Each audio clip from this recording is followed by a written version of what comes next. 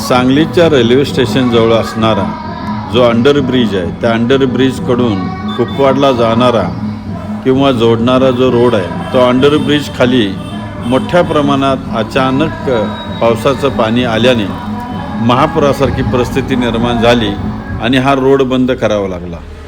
तर काल झालेल्या पावसानं अत्यंत पाणी साठलं, अनेक लोकांचं नुकसान, अनेक घरामध्ये पाणी शिरलं आहे आणि ही नैसर्गिक आपत्ती आलेली आहे आणि याला तोंड देण्याचं काम सध्या महानगरपालिकेकडून पण चाललेलं आहे, जनतेतून पण चाललेलं आहे, काही सेवाभावी संस्थांच्याकडून पण काम चाललेलं आहे।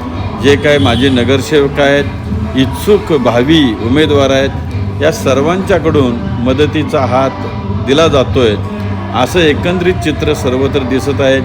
आणि आयुक्त, उपायुक्त, ॲडिशनल आयुक्त, सर्व स्टाफ ते सुद्धा अतिशय चांगल्या पद्धतीनं कार्यरत आहे, उभ्या पावसामध्ये भिजून काम करतात, त्याबद्दल त्यांचं हार्दिक अभिनंदन।